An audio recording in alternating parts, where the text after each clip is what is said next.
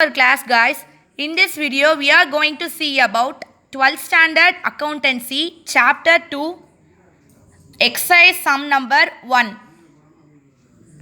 So now we can move on to question. From the information given below, prepare receipt and payment account of Kurinji Sports Club for the year ended 31st December 2018. So நம்மளுக்கு பர்டிகுலர்ஸில் என்னென்ன transactions அப்படின்னு சொல்லிட்டு கொஷினில் கொடுத்துருவாங்க.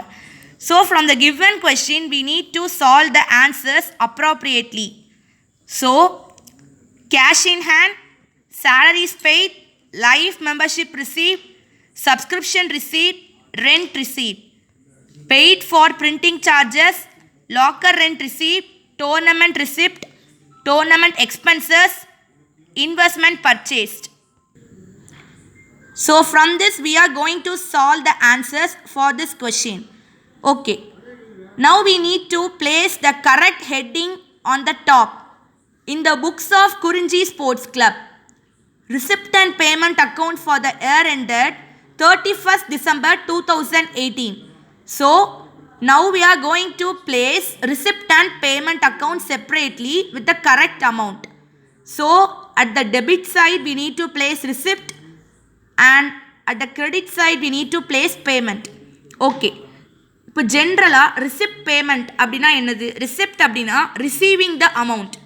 We are receiving the amount from the particular person. So what is meant by payment?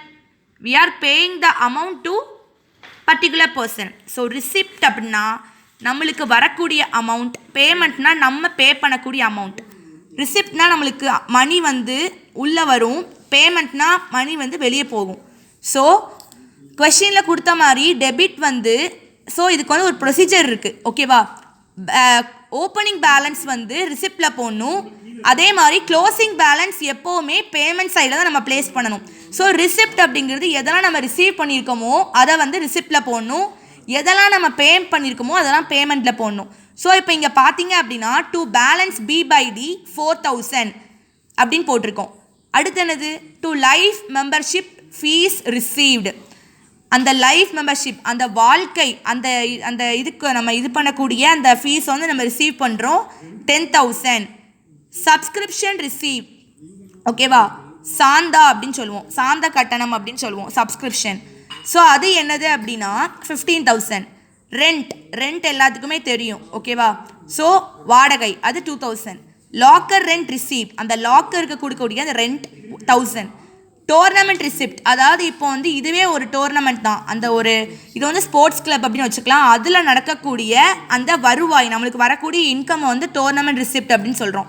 So அதுக்குள்ள அமௌண்ட்லாம் நம்ம place பண்ணிட்டோம். ஸோ பேமெண்ட்டில் பார்த்தீங்க அப்படின்னா சேலரிஸ் பெய்ட் பை போடணும். ரிசிப்டில் 2 போடணும், பேமெண்ட்டில் பை போடணும். ஸோ அதில் நம்மளுக்கு எந்த கன்ஃபியூஷனும் இருக்கக்கூடாது. By salaries paid 3,000, salary pay பண்ணுறோம். ஓகேவா? நெக்ஸ்ட், அதாவது இதை நம்ம எப்படி எடுத்துக்கணும் அப்படின்னா நம்ம தான் ஒரு கம்பெனியை ரன் பண்ணிகிட்ருக்கோம், ஒரு ஸ்போர்ட்ஸ் கிளப் வச்சுருக்கோம் அப்படிங்கிற மாதிரி நம்ம திங்க் பண்ணிக்கணும். சேலரிஸ் பெய்டுன்னு சொல்கிறாங்க, அப்போ நம்மளாம் சேலரி பே பண்ணுவோம் அப்படின்னு நினைக்கக்கூடாது. ஓகேவா?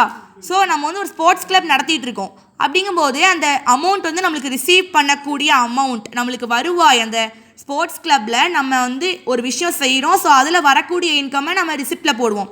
பேமெண்ட்டில் நம்ம என்னென்ன செலவுகள்லாம் பண்ணுறோம், ஒரு ஸ்போர்ட்ஸ் கிளப்பில் என்னென்ன செலவுகள்லாம் நடக்கும் அப்படிங்கிறது தான் பேமெண்ட்டில் வரும். By salaries paid 3,000, by printing charges paid 2,500.